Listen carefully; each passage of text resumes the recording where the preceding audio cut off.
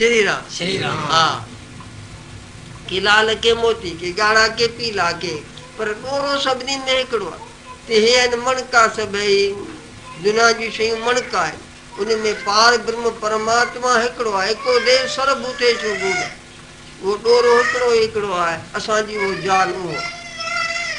कथा पूरी थी की कथा पूरी थी वई। जेतो के इन ॻाल्हि खे ॼाणो आहे त बुरी संगत बुरा संकल्प बुरन कमनि खां किनारो कर, पहिरीं सुठो संग सुठा संकल्प सुठा कम कर। जयराम जी की शरीर इंद्रियों मन ते ज़ाब्तो रख, ठीक ठीक।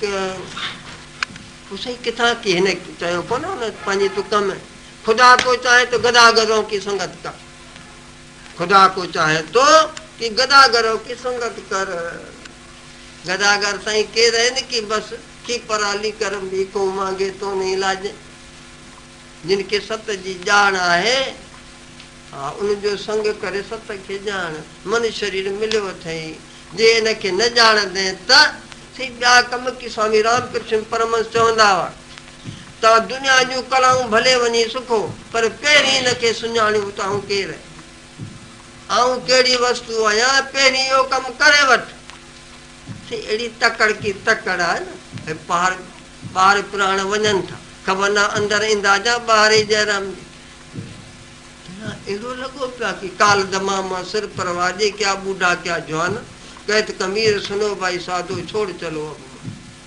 थियण जो भरोसो कोन। ॿाहिरि था पसा वञनि, अंदरि ख़बर न वेंदा जा त सवारे जानकी नाथ, हे जानकी नाथ सवारो सू थवान से केम, ठीक है ना। हाँ, मन शरीर चीज आ, बस अहिड़ी चीज मिली थे जो वाह वाह।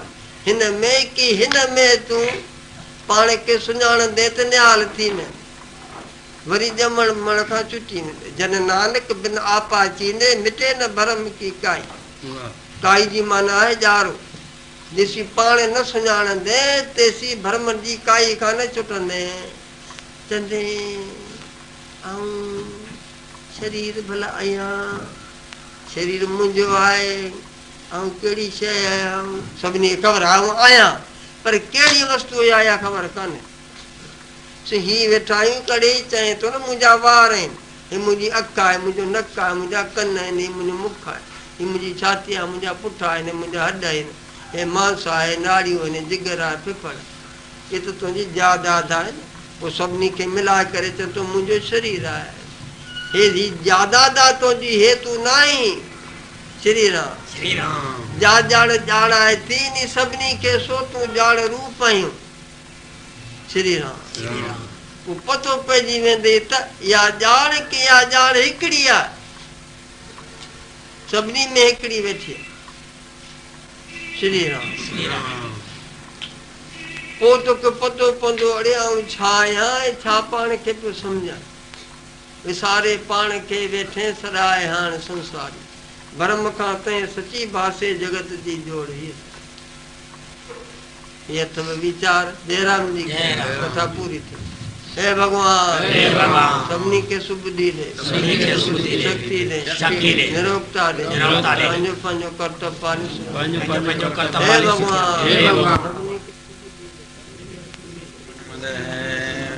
पूर्णमिदं पूर्णात् पूर्णमुदच्यते पूर्णस्य पूर्णमादाय पूर्णमेवावशिष्यते। ॐ शान्ति शान्ति शान्ति। शङ्करं शङ्कराचार्यं केशवं वादरायणं सूत्रभाष्ये कृतौ वन्दे भगवन्तौ पुनः पुनः।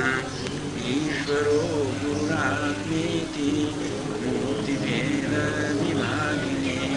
व्योमवद्व्याप्तदेहाय दक्षिणामूर्तये नमः।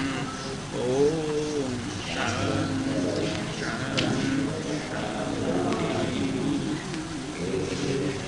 यह वेदांत का सिद्धांत है कि आत्मज्ञान के बिना मनुष्य का कल्याण नहीं।